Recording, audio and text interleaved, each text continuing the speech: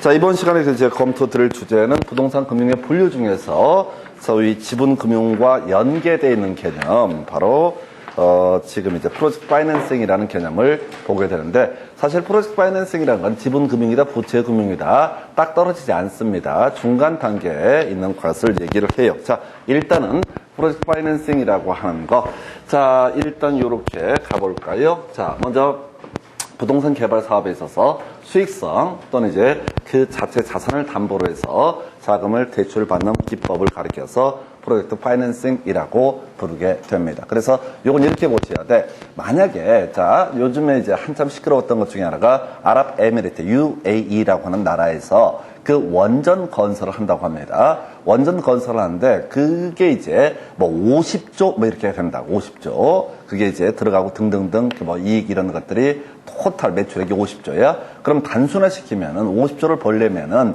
다 잘 된다고 했을 때 20조, 10조는 들어가야 될 거야. 그죠?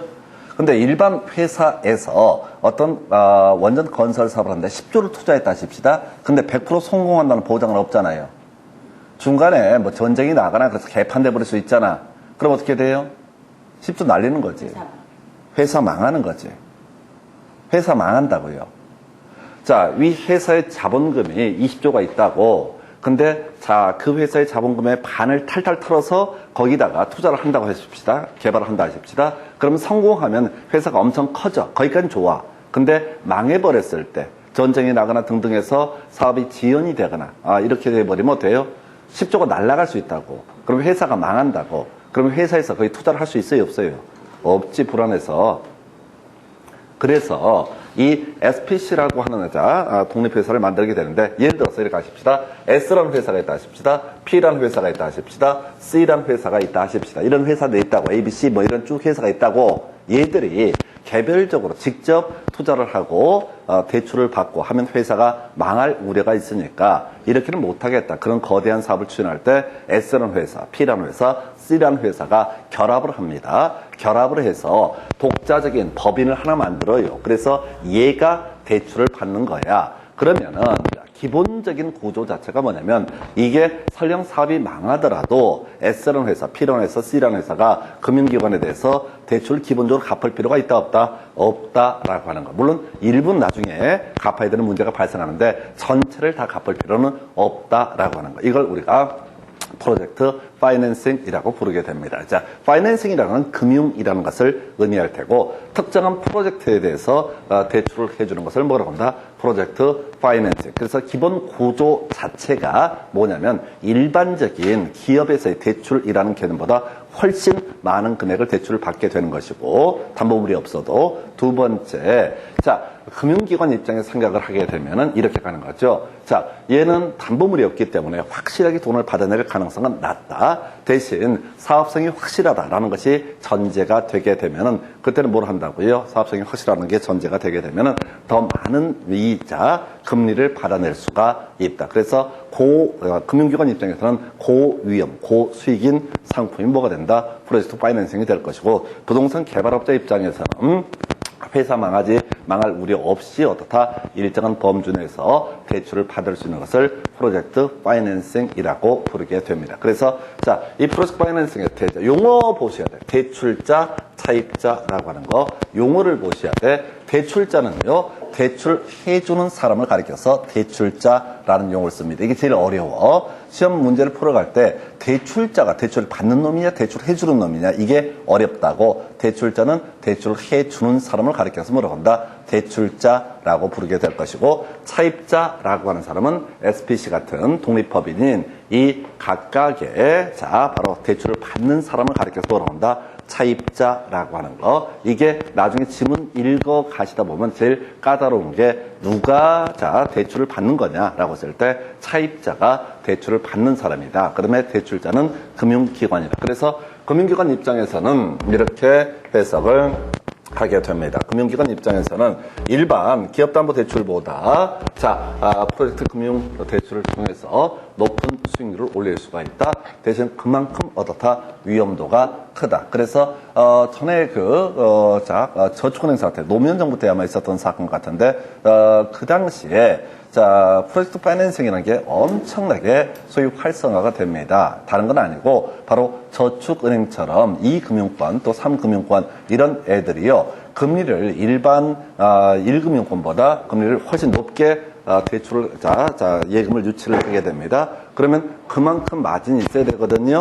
그러면은 만약에 금리 5% 준다라고 했을 때 뭐 7%, 8%짜리는 투자에서는 아무런 의미가 없죠. 그래서 20%, 30% 이익이 나올 수 있는 부동산 개발업에 소위 프로젝트 파이낸싱을 실행을 하게 됩니다. 그래서 그게 잘 돼서 돈이 돌아오게 되면은 저축은행도 살아남는 그런 구조가 되게 되는데 그 당시 부동산 경기 침체랑 맞물려 가지고 모든 프로젝트 파이낸싱 했던 그런 업체들이 모두 중간에 무너져 버립니다. 그러니까 저축은행의 돈을 갚을 수가 없게 될 것이고 그리고 갚을 수 없었으니까 결국 이제 예금하신 분들한테 돈을 돌려주지 못했던 사태, 이게 저축은행 사태가 되게 됩니다. 그래서 그 문제가 이제 프로젝트 파이낸싱이라는 개념과 연계가 되고 그 당시에 제가 좀 큰 회사 무슨 경매도 하고 이런 큰 회사에서 강의를 하고 있었는데 그 당시에 흐름 자체가 뭐였냐면 부동산 개발을 한다 그러면 무조건 프로젝트 파이낸싱을 땡겨야 되고 그게 이제 거의 유행처럼 그냥 다 또 대출해주는 그런 식의 시대가 있었습니다. 그게 한 15년 지났는데 난리가 났어. 그 당시에는 그냥 무조건 은행돈 갖다가 개발할 수 있다. 개발하면 은행한테 20%, 30% 주더라도 100%, 200%의 수익을 남길 수 있다. 이런 식의 이제 거의 광기어린 그런 모습들이 있었습니다. 그리고 나서 저축은행 터지고 다 무너져 버렸죠. 그래서 이런 게 있겠고 차입자 입장에서 해석을 합니다. 지금은요, 지금 이제 이런 논리 구조라고 했어요. S라는 회사가 있고 P라는 회사가 있고 C라는 회사가 있다. 그래서 얘들이 하나의 독립법인을 만들어서 대출을 받는다. S라는 회사 이름으로 받는 게 아니고 P라는 회사 이름으로 받는 게 아니고 C라는 회사 이름으로 받는 것이 아니다. 그래서 얘들이 중간에 무너지더라도 어떻다? 돈을 각각의 개별 법인은 어떻다? 각각의 개별 법인은 돈을 갚을 필요가 없다. 이 얘기를 달리 표현하면 지금 대출자 입장에서는 소송을 통해서 돈을 갚으라고 할 수 있다 없다? 없다. 이걸 단순화시키면 비소구금융이라고 부르게 됩니다. 그러면 아예 돈을 못 받는 거냐? 아니, 경우에 따라서 제한적 소구금융이라고 해서 일정한 부분까지만 각각 개별 회사가 책임을 지게 되는 관계. 이걸 비소구금융 또는 제한적 소구금융이라고 부르게 됩니다. 그래서 이 프로젝트 파이낸싱에서 차입자는 특수법인, SPC라는 특수법인 자체가 대출을 받게 되는 것이다 라고 할 것이고요. 개별 사업자, S라는 회사, P라는 회사, C라는 회사는 이 프로젝트 실패에 따른 책임을 지지 않는다 라고 하는 거, 이걸 우리가 비소구금융, 그리고 책임을 지더라도 일정 범주 내에서만 책임을 진다. 이걸 우리가 제한적 소구금융이라고 얘기를 합니다. 그래서 각각 개별 회사는 원칙적으로 돈을 갚을 필요가 없다. 망하더라도 이게 전제가 될 테고, 그러면 우리가 이제 기업의 재무제표라고 하는 것이 있게 될 텐데, 이게 SPC라는 독립법인을 하나 만들어서 대출을 받았을 때 각각 개별 기업이 돈을 갚을 필요가 없기 때문에 이게 기업 재무제표의 부채로 표시가 되지 않는다라고 하는 거. 이걸 우리가 부외금융이라는 용어를 쓰게 됩니다. 그래서 프로젝트 파이낸싱의 개별 사업자, 프로젝트 금융의 차입금에 대해서 직접 상환할 의무가 없다. 상환할 의무가 없으니까 기업의 재무제표상 장부에는 부채로 표시하지 않는다. 여기까지 이제 던져주는 지문이고요. 그 다음에 그럼 이제 특수법인의 개발사업 추진을 위한 법인을 설립하게 되면 이때는 일정한 요건하에서 법인세, 취득세, 감면 혜택 등이 있다 해서 정부 입장에서 한번 생각을 해보겠습니다. 정부 입장에서 SPC라고 하는 특수법인을 만들어서 프로젝트 금융을 활용을 해서 대규모 개발 사업을 추진하는 것이 사회적으로 필요할까요? 필요가 없을까요? 당연히 필요하겠죠.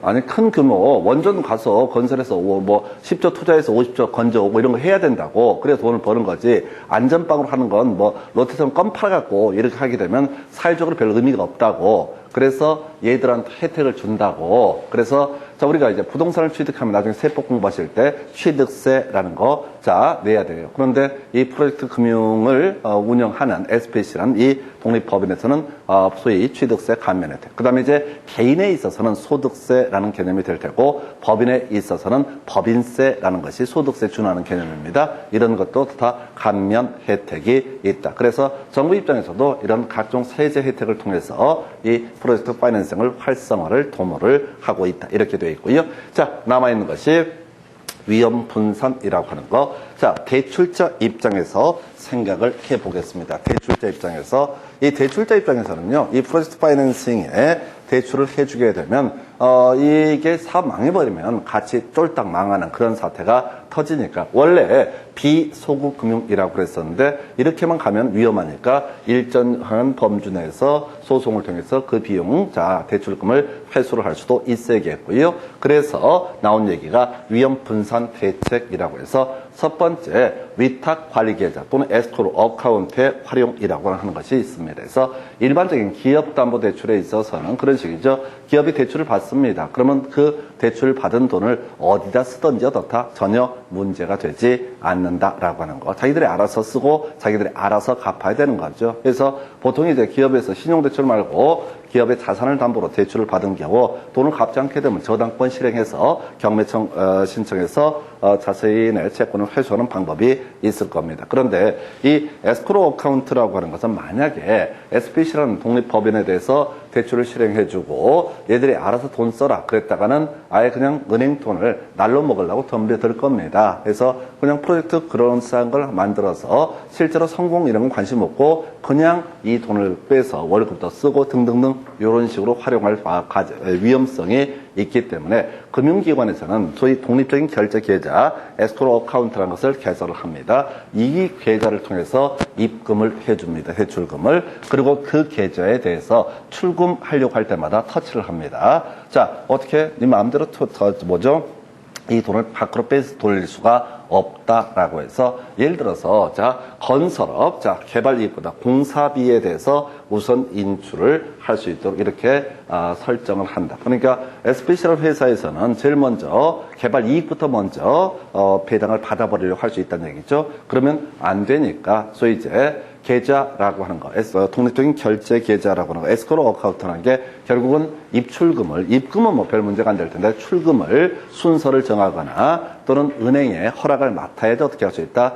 그것을 다른 기업 등의 또 하도급 업체에다가 지급할 수 있게 이런 식으로 하는 것을 에스크로 어카운트, 독립적인 결제 계좌라고 이걸 운영을 한다. 그래야지 밖으로 돈을 빼돌릴 수가 없다. 이런 논리 구조가 되겠고요. 그럼 좀 어려울 수 있는데 자 개별 사업자에 대해서 자기 자금의 투입 비중의 확대를 요구할 수 있다. 그래서 S라는 회사, P라는 회사, C라는 회사한테 니들도 우리가 얼마 대출해 줄 테니까 각각 얼마씩 토해내라 라고 하는 거. 그 다음에 시행 업무에 별도 법이나 요구. 우리가 이제 아파트 건설 사업을 하면요.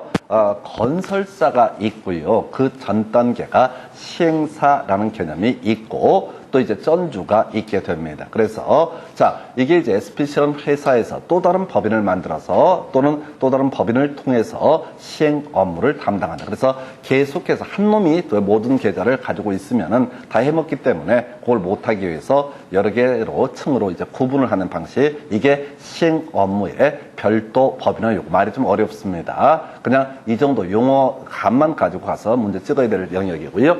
그 다음에 시공사에 대한 책임 준공 의무의 부여라고 해서 앞에서 그런 거 있었죠. 시행사가 있고 시공사가 있다. 그럼 건설사한테 얘기를 하는 거죠. 야, 너네가 이 공사를 수주하려면은 만약에 공사비가 20%, 20%, 뭐 30% 이런 식으로 지급이 된다고 했을 때 만약에 30%만 지급이 토탈 50%만 지급이 되더라도 중간에 돈 안 주더라도 무조건 어떻다 공사는 완성을 하는 걸 조건으로 해서 어떻다 소위 공사를 시공을 감당하도록 한다. 그래야지 중간에 멈춰지더라도 일단 목적물 그 자체가 만들어져야 되니까 원전은 건설이 돼야 되니까 이런 것을 가리켜서 책임 준공 의무의 부여 이런 식으로 설명하고요. 그 외에 사업 지연이 됐을 때 일정한 사업권 포기 각서 등을 받는다. 이런 식의 논리 구조를 통해서 그냥 무제한으로 대출해 주는 것이 아니라 일정한 통제를 하겠다. 그래서 지금 이 부분 관련해서 지금 30회 때 약간 어렵게 구성됐던 문제가 있었고요. 그 문제는 이제 오늘 버리게 될 것이고,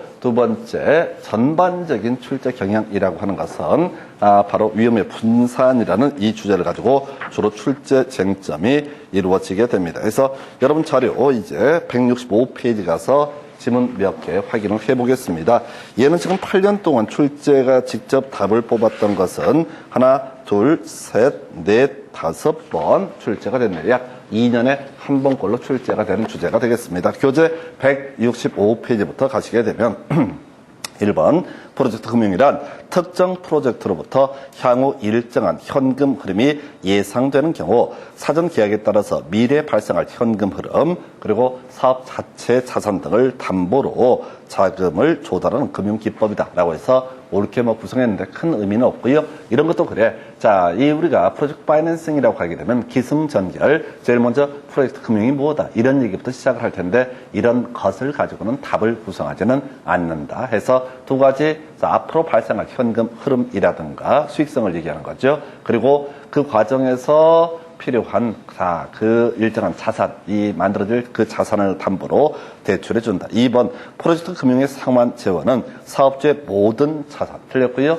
사업주의 모든 자산이 아니라 수익성하고요. 사업 자체의 자산. 그래서 SPC라고 하는 독립법인의 자산만을 담보로 대출이 이루어지는 것이고 그것을 구성하는 개별 법인, S라는 법인, P라는 법인, C라는 법인의 자산. 요건 그 대상이 되지 않는다. 이런 식의 취지. 그 다음에 두 번째 박스 1번쯤은 프로젝트 금융은 비소구 또는 제한적 소구 금융의 특징을 가지고 있다. 2번 프로젝트 금융은 비소구 또는 제한적 소구 금융의 특징을 가지고 있다. 거의 비슷한 지문들 구성하고 있고요. 3번 해당 프로젝트가 부실화되더라도 대출 기관의 채권 회수에는 영향이 없다. 당연히 틀렸죠. 그래서 그 프로젝트가 부실화되게 되면 대출 기관 아까 우리 저축은행 사태를 설명을 드린 것처럼 망해버리죠. 같이.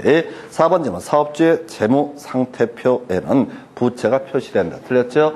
개별적인 사업주에게는 이거 비소구 금융이라고 해서 돈을 갚을 필요가 없기 때문에 재무제표에 부채라고 표시하지 않는다. 5번 일정한 요건을 갖춘 프로젝트 회사는 법인세 감면을 받을 수 있다 해서 사회적으로 필요한 영역이다 보니까 법인세 취득세 감면 혜택이 주어지게 된다. 그 정도였었고요. 넘어가서 여러분 교재 166페이지 자, 첫 번째 박스 이 프로젝트 금융의 자금은 건설회사 또는 시공회사가 자체 계좌를 통해서 직접 관리한다. 틀렸죠? 위탁계좌라고 해서 에스크로 어카운트. 요거 이제 그 에스크로 어카운트 구조는 어디를 보시면 가끔 알 수 있냐면 인터넷 쇼핑몰 중에서 가끔씩 그런 경우 있어요.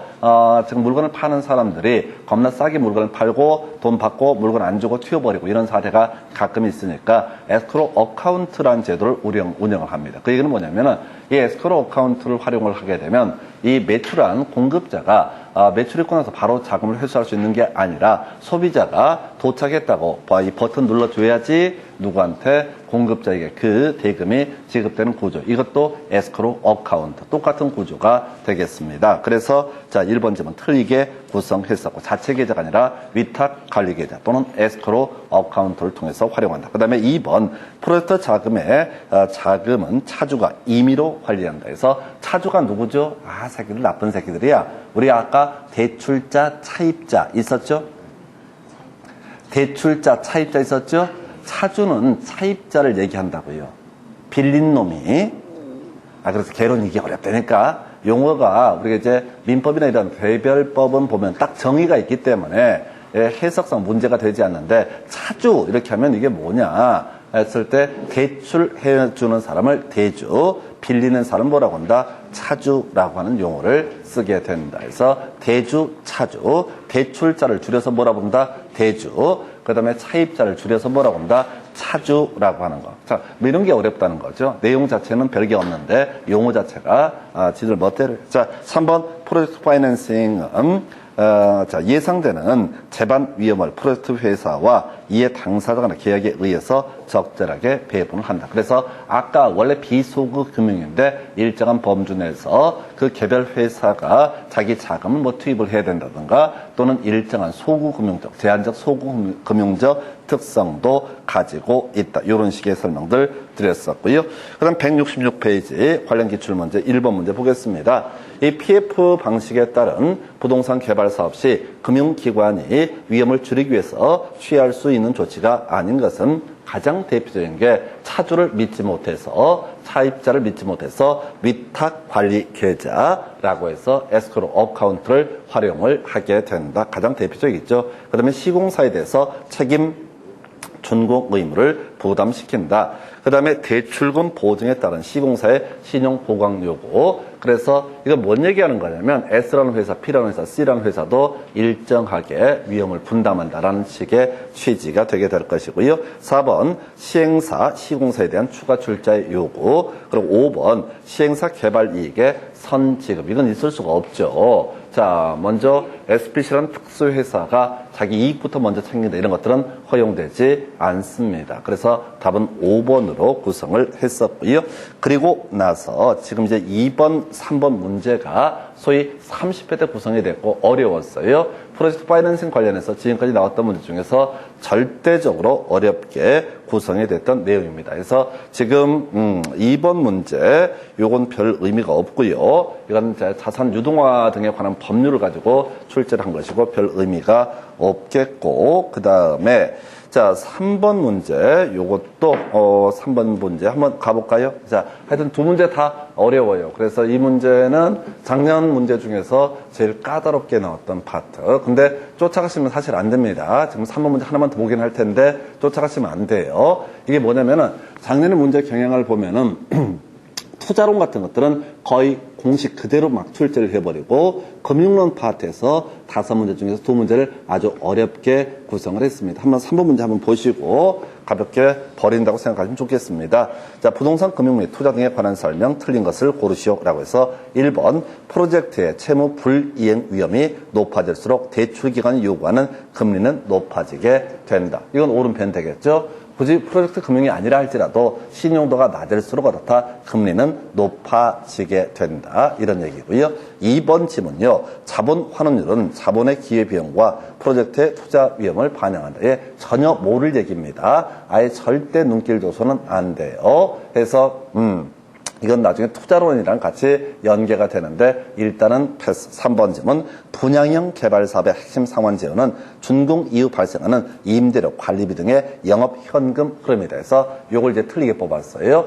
어떤 개발 사업이 분양형이다라고 이렇게 선제하면 팔겠다는 얘기거든요. 그래서 팔아서 발생하는 그 이익을 가지고 금융기관에 갚겠다. 이런 게 분양형 개발 사업의 상환 재원이 되게 되는 것이지 분양형 개발 사업에서 분양을 안 하고 임대를 해서 얻게 되는 이득을 가지고 프로젝트 회사, 금융기관에 상환을 하는 것은 아니다. 그러니까 내용을 알고 보면은 별게 없어요. 근데 처음 나왔던 주제, 분양 목적으로 어떤 부동산 개발 사업을 했다, 프로젝트 파이낸싱을 유치를 했다. 그럼 분양을 통해서 얻게 되는 그 이익, 또 그 돈을 가지고 상환을 하는 것이지 분양을 안 하고 임대를 통해서 얻게 되는 이득으로 상환한다. 이런 건 말 자체가 되지 않습니다. 그 다음에 4번 질문 프로젝트는 자본시장 내 다른 투자 수단들과 경쟁하므로 동일 위험 수준에서 투자 수익률에 수렴하는 경향이 있다. 그 다음 패스 2번, 4번 둘 다 어려웠고요.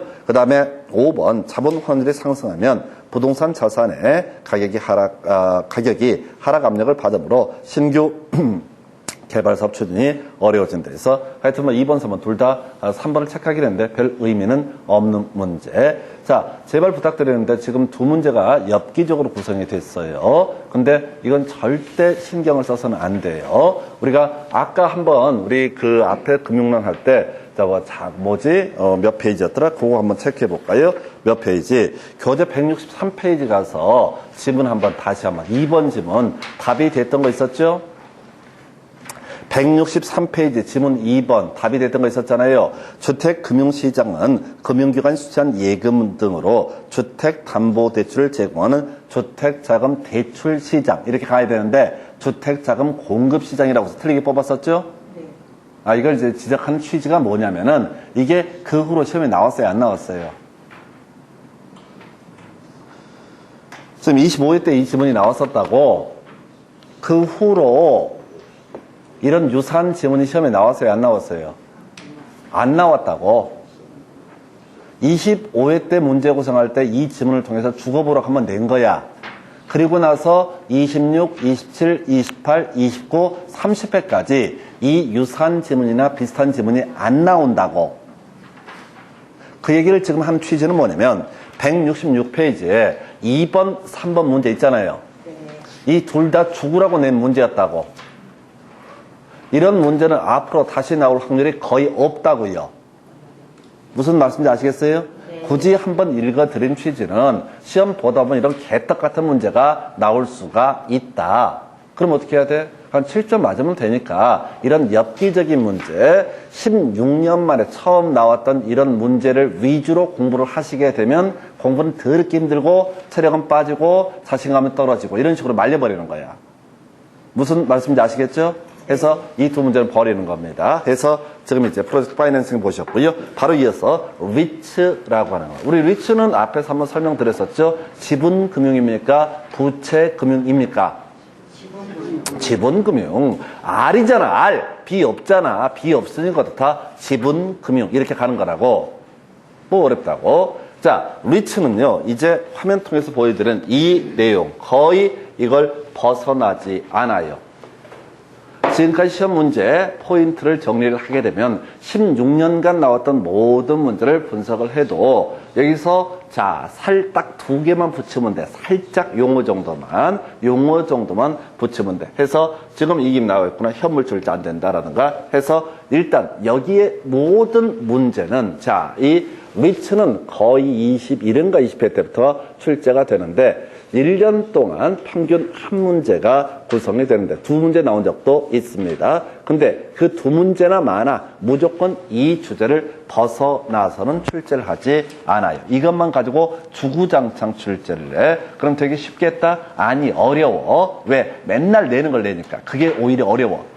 토시를 살살 바꾸지. 아까 주택도시기금을 활용처 하면서 기금 이하라고 이렇게 외워달라고 그랬어요. 근데 이 미친놈들이 26회 때 기금 초과, 28회 때 기금 이상 이렇게. 그러니까 시험 문제가 차라리 범주가 넓으면 오히려 편한 게 있어요. 근데 가끔씩은 너무 많이 내다 보니까 오히려 공부하는 입장에서는 어렵게 느껴지기도 합니다. 그래서 일단 방법은 단순해요. 자, 이제 부동산 투자 회사 리츠라는 개념을 정리를 해볼 텐데요. 일단 얘는 아까 지분금융이라고 했으니까 내가 부동산에 직접 투자하려면 2억 필요하고 3억 필요한 경우가 있다. 근데 한 3천만 원 있는데 이것을 부동산에 투자하고 싶다? 그럼 직접 물건 하나 살 수는 없다는 거죠. 비싸기 때문에. 그래서 어떻게 한다고요?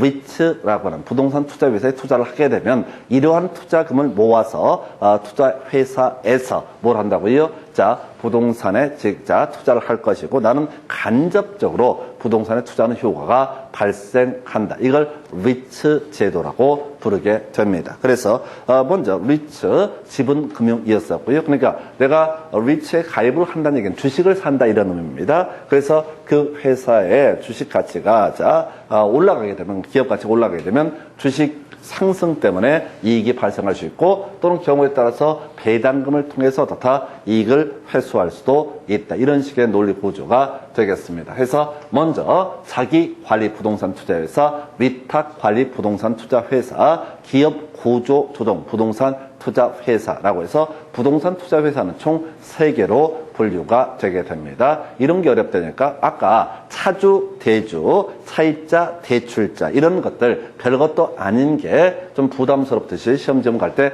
줄줄줄 안 나오면 실수라듯이 이것도 자기관리 부동산 투자회사, 위탁관리 부동산 투자회사, 기업 구조 조정 부동산 투자회사 이름이 더럽게 길어요. 해서 일단은 자기관리 부동산 투자회사라고 하는 거 뭐라고 되어 있냐면 실체회사라고 되어 있습니다. 자, 실체회사라고 되어 있습니다. 그게 뭐냐면은 돈을 유치를 해가지고요. 이 자기관리 부동산 투자회사라고 하는 데서는 이 돈을 어떻게 한다? 직원을, 임직원을 고용해서 이 임직원이 직접 부동산에 투자하는 방식을 통해서 나중에 이익 등을 투자자에게 배분하는 시스템을 가리켜서 뭐라고 한다? 자기관리 부동산 투자회사. 그래서 실체회사라고 하는 것은 실제회사라고 하는 것은 직접 임직원 고용해서 부동산 투자 사업을 하는 것을 가리켜서 뭐라고 한다? 실체회사. 자, 가볼까요? 자산운용 전문 인력을 포함한 임직원 상근으로 두고 자산의 투자 운용을 직접 수행하는 회사. 그래서 가장 일반적인 형태의 회사죠. 우리가 어떤 기업이라고 하는 게 삼성전자다. 그러면 삼성전자에서 주식 발행해서 그 자금을 활용을 해서 자, 기계도 사고 사람도 써가지고 물건을 찍어내서 다시 팔고 이런 식으로 하는 거. 이게 보통 실체 회사라고 얘기를 합니다. 이에 비해서 위탁관리 부동산 투자회사, 기업 구조 조정 부동산 투자회사는 핵심 이슈가 페이퍼 컴퍼니, 명목회사라고 부르게 됩니다. 명목회사라는 얘기는 상근 임직원 두지 않습니다. 이 사람들은 돈만 유치를 할 뿐이고 자산관리 회사인데 따로 이걸 맡겨서 어떻다?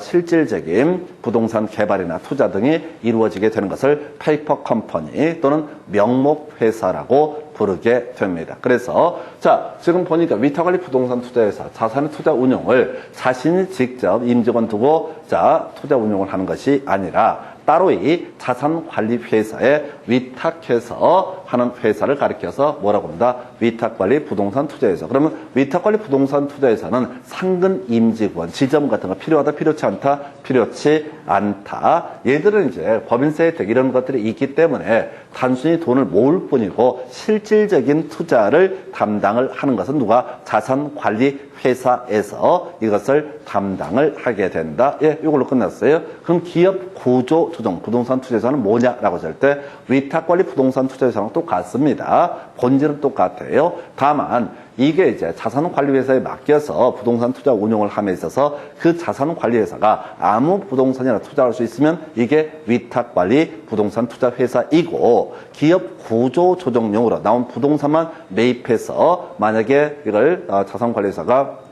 투자 운용을 한다라고 하게 되면 이걸 뭐라고 한다? 기업 구조 조정 부동산 투자 회사다라고 부릅니다. 그래서 실질적인 문제 구성은요, 바로 자기관리 부동산 투자 회사냐, 위탁관리 부동산 투자 회사 요 두 개의 차이점을 가지고 주로 출제 포인트를 삼게 됩니다. 가끔 기업 구조 조정 부동산 투자 회사라는 말이 나오더라도 얘는 위탁관리 부동산 투자랑 똑같다. 그래서 상근 임직원 두지 않고 자산관리회사에 위탁을 해서 부동산 투자가 이루어진다. 그러나 일반적인 위탁관리 부동산 투자 회사와 다르게 기업 구조 조정 부동산 투자 회사라고 하는 것은 특징이 뭐라고요? 바로 자, 기업에서 구조 조정용으로 내놓은 소위 법정된 부동산에 대해서만 투자할 수 있는 것을 뭐라고 한다? 기업 구조 조정 부동산 투자회사. 그러면 첫 번째 포인트, 자기 관리 부동산 투자 회사는 뭐가 된다? 실체 회사, 상근 임직원 두고 투자를 직접 직원을 고용하는 거죠. 이에 비해서 위탁관리 부동산 투자 회사나 기업 구조 조정 부동산 투자회사는 어떻다? 명목회사라고 해서 상근 임직원 두지 않고 지점도 두지 않고 자산관리회사, 이걸 전문적으로 이런 자산에 대한 투자 등을 하는 회사에 맡겨서 투자를 하게 되는 것을 위탁관리 또는 기업 구조 조정 부동산 투자회사가 해서 좀 이따 문제점 분석해드리면 첫 번째 출제 포인트가 실체회사냐 명목회사냐라고 하고, 직원 두면 뭐가 되고 실체회사, 직원 안 두면 뭐가 된다? 명목회사. 지점 있으면은 실체회사, 지점 없으면 어떻다? 명목회사. 이것만 포인트를 잡아주시는 거야. 해서 이게 첫 번째 출제 포인트. 두 번째요. 자, 자본금에 관한 부분이 있습니다. 자, 그래서 설립자본금과 최저자본금이라는 개념으로 구분을 하게 되는데, 설립자본금은 설립인가를 받을 당시에 갖춰야 될 자본금 5억이라는 금액이 되게 됩니다. 그 다음에 이제 6개월 지났을 때 나중에 다시 충족해야 될 자본금을 70억에서 57에 이렇게 가는 거야. 한편 위탁관리 부동산 투자 회사나 기업 구조 조정 부동산 투자 회사는 3억에 얼마? 50억이라고 해서 외울 때 어떻게 해요? 57에 35 끝이에요. 57에 35 끝이라고요? 57에 35. 해서 자기관리 부동산 투자에서는 5억에 70억. 그 다음에 위탁관리 부동산 투자회사, 기업 구조조정 부동산 투자에서는 3억에 50억. 근데 거의 다 5억하고요. 3억 이 정도에서 거의 다 시험 문제 구성을 합니다. 지금 제가 그냥 핵심만 담아서 이렇게 설명을 드리니까 되게 간단해 보이는, 좀 이따 지문 보실 텐데 이걸 거의 시험 답에서는 벗어나지 않습니다. 자, 그리고 이제 같이 살붙이 이렇게 5억도 좋고 70억도 좋고 3억도 좋고 50억도 좋게 되는데 이때는 현금 출자, 현금으로 어떻다 출자를 해야 된다. 즉 부동산 투자 회사한테 출자를 함에 있어서 자, 현물로 출자를 하는 것은 어떻다 허용되지 않는다. 우리가 나중에 이제 공부하다 보면 세법에서 그런 게 나온다고요. 양도소득세, 과세 대상 등을 따짐에 있어서 그런 얘기를 합니다. 자, 자산을 사실상 유상으로 이전하는 것을 양도라고 얘기를 하면서 어디다가 현물로 부동산을 출자를 한다. 그것도 어떻다 일정한 지분권을 받기 때문에 양도의 범주에 포함이 된다. 현물 출자 이런 게 나오는데 어찌됐든 기업 구조조정 부동산 투자회사, 위탁관리 부동산 투자회사, 자기관리 부동산 투자회사 이런 부동산 투자 회사에 자 출자를 할 때는 현금으로만 출자를 하고 어떻다 현물로는 출자를 할 수가 없다라고 하는 거. 자 이게 전부야. 자 실체 회사냐 명목 회사냐. 그다음에 57-35 출자와 관련해서는 현물 출자는 어떻다 허용되지 않는다. 바로 지문 가지고 확인을 해보겠습니다. 여러분 교재 168페이지 가서 확인을 하면 첫 번째 박스. 자, 부동산 투자 회사나 부동산 펀드는 투자자를 대신해서 투자자의 자금을 부동산에 투자하고 그 운영 상권을 투자자에게 배분한다. 그래서 아까 리츠펀드 같은 거라고 그랬어요. 리츠펀드 본질적으로 같다고 그랬습니다. 2번 부동산 투자 회사의 경우에는 원금 손실의 위험이 있는 반면 부동산 펀드의 경우에는 원금 손실의 위험이 앞쪽은 없고 뒤쪽은 있다. 둘 다 틀렸죠? 둘 다 지분금융이죠? 네. B 안 들어가 있잖아. 그러니까 지분금융이야. 지분금융일 때는 어떻다? 원금 보장 못합니다. 리츠든 펀드든 원금 보장하지 않습니다. 근데 쫓아갈 거 없어. 언제적 나왔어? 23회 때인가 아주 오래전에 나왔던 패턴 문제라고. 옆에 회차가 조금씩 써 있잖아요. 그 회차가 요즘에 내는 문제 패턴이 아니라고. 뭐 이거 해봤자 아무 쓸모가 없어 사실은. 이제 지금 8년간의 문제 지문 데이터를 다 입력을 해놨는데, 회차를 제가 입력을 해놨다고요. 그걸 보면은 유치하게 냈던 문제들은 다 옛날 문제야. 해당 뭐 그다 치고. 자, 두 번째 박스 가서 보도록 합니다. 자, 1번 자기관리 부동산 투자 회사란 자산의 운용 전문 인력을 포함한 임직원을 상근으로 두고 자산의 투자 운영을 직접 수행하는 회사. 맞죠? 자기관리 부동산 투자는 실체 회사, 임직원 두고 직접 그 직원이 투자를 한다. 그래서 오른편. 2번 질문요. 자기관리 부동산 투자 회사. 자, 자산 운용 전문 인력을 포함한 임직원을 상근으로 두고 자산의 투자 운영을 직접 수행하는 회사. 거의 똑같은 질문 뽑고 있죠? 그래서 이렇게 낸 걸 또 내고 낸 걸 또 내고 그런다고 막 그냥 계속 내도 또 틀려 사람들이. 왜? 너무 깊이 공부하니까. 3번. 감정평가사, 공인중개사로서 해당 분야 5년 이상 종사한 사람은 자기관리 부동산 투자회사의 상근, 자산운용, 전문 인력이 될 수 있다. 세 번이나 출제가 됐었네요. 자, 이거 볼까요? 이거는 이제 중요치는 않아. 보십시다. 지금 이 상근 임직원이 직접 부동산에 대한 투자 운용을 담당한다. 그래서 이게 감평사, 공인중개사 중에서 실무 경력 5년 이상. 그럼 이제 나중에 갈 게 뭐냐면 이거 있죠? 우리가 위탁관리 부동산 투자 회사나 기업 구조조정 부동산 투자 회사의 경우를 보게 되면은 뭐가 있다고 그랬어요? 이 자산의 투자 운용을 자산 관리 회사에 위탁을 해서 얘들이 어떻다 투자 운용을 한다. 그럼 자산 관리 회사의 임직원은 어떤 자기가 갖춰야 되는 똑같은 얘기야. 공인중개사 또는 감정평가사 등으로서 실무 5년 이상의 경력이 있으면 자산관리회사의 직원이 될 수가 있다. 이런 것들은 중요치 않아. 근데 통계적으로 자주 나오니까 지금 보세요. 실체회사, 명목회사 57-35 내릴 게 없어. 지문 자체가 5개가 돼야 되니까 한 개쯤 보통 이제 흔들어줬던 지문이 바로 자산의 투자 운용 직접 담당하는 사람의 자격이라고 하는 것을 이슈로 삼고 있지요. 자, 그 다음에 4번 지문 자기관리 부동산 투자 더 이렇게 기네. 그러면 끄트머리 가서 봐야 돼. 명목회사이다. 틀렸죠? 틀렸죠? 지문 길면 힘드니까 어떻게 해야 돼? 주어, 수로 끊어가시라고. 지문 길면 주어서로 끊어가시라고. 길면 길수록 이게 맞출 확률이 떨어지니까 일단 주어서로. 그래서 이 지문이 틀린 거야. 자기관리 부동산 회사는 부동산 투자 회사는 어떻다? 실체 회사. 중간 의미 분석할 필요 없어요. 똑같은 지문 안 나오니까. 그리고 이걸 통해서 길어지면 어떻다? 주어서로 끊어가는 지혜가 필요하겠다. 이렇게 설명을 드립니다. 그 다음 여러분 교재 169페이지 가서 5번 지문. 위탁관리 부동산 투자회사는 본점 외에 지점을 설치할 수 없다. 맞죠? 위탁관리 부동산 투자회사는 본점만 둘 수 있고 상근 임직원도 둘 수가 없는 명목회사이다. 6번 지문요. 위탁관리 부동산 투자회사의 자산의 투자 운용을 자산관리회사에 위탁을 해야 된다. 맞죠? 그래서 자산관리회사의 임직원의 자격이라고 하는 게 아까 5년 이상의 실무 경력을 갖춘 기업공인중개사 또는 감정평가사 이런 얘기가 꼬리를 물고 나오고요. 8번 위탁관리 부동산 투자회사 주주를 보호하기 위해서 직원이 준수해야 될 내부 통제 기준을 제정을 해야 된다. 작년 문제였고 더럽게 어려웠어. 다시 갑시다. 위탁관리 부동산 투자회사 내부 직원 있어요 없어요? 위탁관리 부동산 투자회사 내부 직원 있어요 없어요? 없어요. 그러니까 무슨 통제 기준이 뭔 필요해? 이게 30회 때 아주 어렵게 나왔어 나름대로. 출제자의 의도는 자기관리 부동산 투자회사의 경우 이 자산의 관리, 투자 운용을 담당하는 직원 등에 대해서 투자자 보호하기 위해서 일정한 준칙 등을 제정해야 된다라고 법이 돼 있겠지. 그 내용을 어디다가 위탁관리 부동산 투자회사에 붙여버렸다고.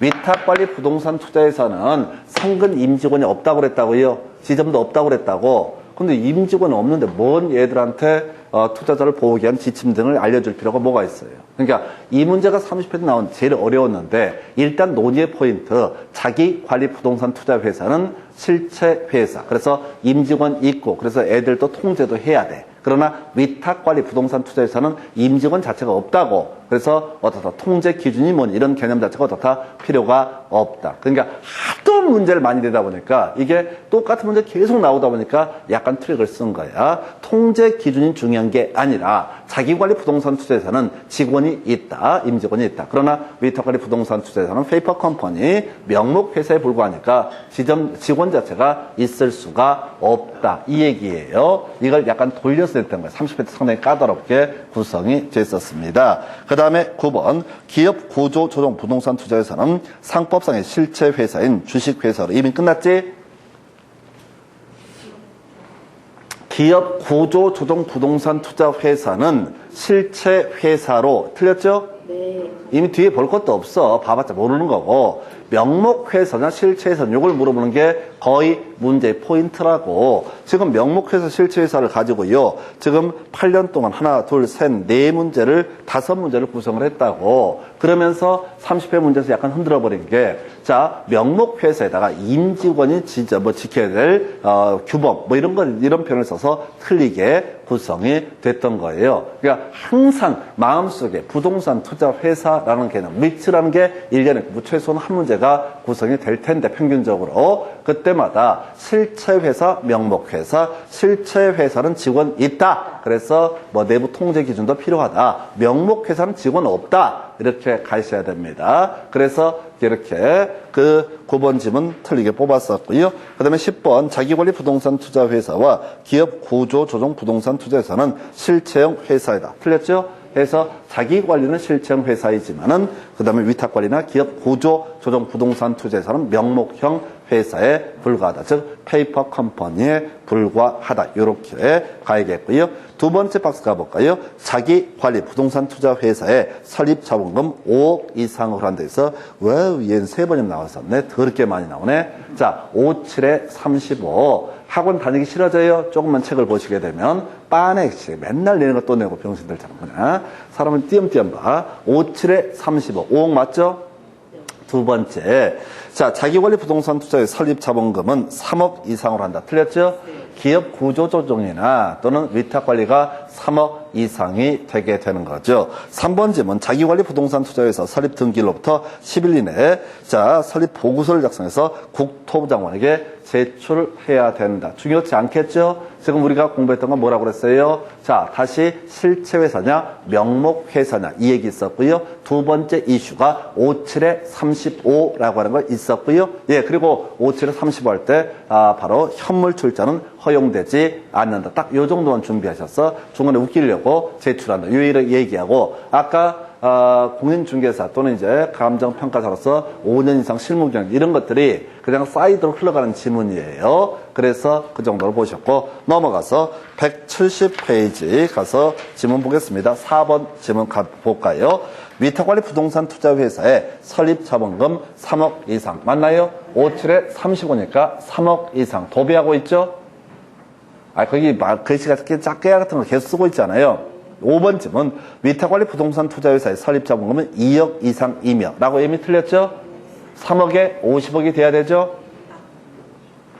35니까 57에 35, 5억에 70억, 3억에 50억. 6번, 위탁관리 부동산 투자회사의 주요 주주의 대리인은 미공개 자산 운용 정보를 이용해서 부동산을 매매하거나 타인에게 이용케 할 수 없다라고 하는 뭐 당연한 얘기가 되겠죠. 설마 빼 돌려서 마음대로 투자 할 수 있다 이건 아니겠지. 그 다음에 7번 기업 구조 조정 부동산 투자 회사의 설립 자본금은 자, 5억 이상으로 하고 자기관리 부동산 투자회사의 설립 자본금은 10억 이상. 틀렸죠? 자기관리가 5억, 기업 구조조정 얼마? 3억. 그 다음에 8번 영업 인가를 받거나 등록을 한 날부터 6개월이 지난 기업 구조조정 부동산 투자회사의 자본금은 50억 이상. 맞죠? 6개월 후 이걸 우리가 최저 자본금이라고 하는 게 6개월 지났을 때 자본금을 가리켜서 뭐라고 한다? 최저 자본금이라고 부르게 됩니다. 그래서 그저 57에 35 이렇게 외우시는 거예요. 57에 35. 5억에 70억, 3억에 50억. 그리고 그 밑에 박스. 자, 부동산 투자 회사는 현물 출자연 설립이 가능하다. 좀 특이했던 개념이죠. 지금 결국은 문제가 57에 35 금액 갖고 도배하다가 해도 너무하니까 이 금액을 더 이상 문제를 매기가 힘든 거야. 그래서 뜬금없이 현물 출자를 할 수가 있다라고 해서 틀리게 이 지문이 그러니까 어렵게. 그리고 아까 우리 어려웠던 지문 30회 때 나왔던 지문에 그런 거 있었잖아요. 위탁관리 부동산 투자 회사에 직원들에게 어떤 규범 등을 제출해야 된다. 근데 위탁관리 부동산 투자회사는 유령회사, 페이퍼 컴퍼니 불과하니까 직원 없다고 그랬다. 약간 이게 응용 들어간 거예요. 그래서 앞으로 어떤 문제가 나올지 몰라요. 근데 바라보는 관점은 무조건 뭐로 가야 된다고요? 실체 회사냐, 명목 회사냐, 57에 35. 살 붙여서 이때 현물 출자라는 것은 어떻다? 허용되지 않는다. 이렇게 기억을 해 주셔야 됩니다. 2번 위탁관리 부동산 투자회사의 주주 1인당 주식 소유 한도가 제한을 받게 된다. 이런 조항이 있어요. 그 다음에 3번 위탁관리 부동산 투자 회사의 경우 주주 1인당 그 1인과 그 특별 관계자 발행 주식 총수의 20% 초과해서 소유하지 못한다라고 해서 이게 이제 여러분 교재론 어디에 이제 그게 나와 있냐면 169페이지에 주식의 분산이라고 4번 동그라미 4번 169페이지 본문 중에 동그라미 4번 주식의 분산 나와 있죠? 뭐 어쩌고 저쩌고 100분의 50을 초과할 수 없다. 이런 거 나와 있죠? 쫓아가지 마요. 힘드니까. 이걸 다 쫓아가면 큰일 나. 근데 지금까지 모든 문제의 영역을 분석을 해보게 되면 뭐라고요? 57에 35 현물 출자 허용되지 않는다. 그리고 나서 지금 나머지 뭐라고요? 실체회사, 명목회사. 이게 8년 동안 도배했던 문제의 전부입니다. 그리고 마지막이 여러분 교재 170페이지 가서 보시게 되면은 자, 지금 볼까요? 부동산 투자회사법상 위탁관리 부동산 투자회사에 관한 설명이다. 틀린 건 1번 주주 1인당 주식 소유 한도가 제한된다 해서 요즘에 간간히 나오는 지문. 두 번째 지문요. 주주를 보호하기 위해서 직원이 준수해야 될 내부 통제 기준을 제정해야 된다. 아까 틀리게 나왔던 그 지문을 여기다 이렇게 구성합니다. 직원이 없다고요? 직원이 있을 수 없는 명목회사에 불과합니다. 3번 자산의 투자 운용을 자산관리회사에 위탁한. 요거 맞죠? 위탁관리 부동산 투자회사, 기업 구조조정 부동산 투자회사는 직원이 없기 때문에 어떻다? 자산 운용 회사에다가 이 자산의 투자 운용을 위탁을 해야 된다. 그 다음에 4번 주요 주주의 대리인은 미공개 자산 운용 정보를 이용해서 부동산을 매매하거나 타인에게 이용케 할 수 없다. 5번 자 설립자금금 3억 이상 해서 위탁관리 부동산 투자에서 얼마? 3억에 50억 이렇게 갔던 거죠. 그래서 이 문제까지 해서 답은 아까 2번으로 한번 설명을 드렸던 바가 있습니다. 그래서 자 지금 이 아이 자 부동산 투자 회사라고 하는 거 빤하게 저는 위츠 지분금융의 가장 대표값은 사실상 위츠 부채금융의 대표값은 좀 이따 대출 한도 이 얘기로 거의 다 귀결돼요. 그리고 앞에서 우리 지분금융 할 때 B 있으면 뭐가 된다? 부채금융으로 봤었고 조인트 벤처 신디케이션, 위츠 이런 것들 B 없으니까 다 지분금융으로 해석을 하게 된다. 이렇게 설명을 드렸어요. 그리고 이 문제 지금 쭉 계속 해왔던 것처럼 다시 자, 자기관리 부동산 투자회사, 실체회사. 그래서 자산의 투자 운용을 직접 직원을 고용을 해서 투자 운용하는 시스템을 가리켜서 자기관리 부동산 투자회사. 금액은 5억에 70억. 이에 비해서 위탁관리 부동산 투자회사, 기업 구조조정 부동산 투자회사는 모두 명목형 회사에 해당이 되게 된다. 그래서 직원 두지 않고 자산관리회사의 투자 운용 자체를 아예 위탁을 하게 된다라고 하는 개념. 이렇게 보시고 3억에 50억. 그 다음에 현물 출자는 어떻다? 허용되지 않는다. 그 다음에 요즘에 이제 약간씩 흔들어주는 게, 자, 1인당 주식의 한도라는 개념이 있다. 근데 아까 50% 이런 것도 아까 본문 중에 있었는데, 그걸 외우거나 그럴 성질을 갖지는 않습니다. 일정한 주식이 한 사람에게 모두 귀속되면 안 된다. 이 정도로 보셨고, 잠시 끊었다가 이제 저당 금융 살펴보겠습니다.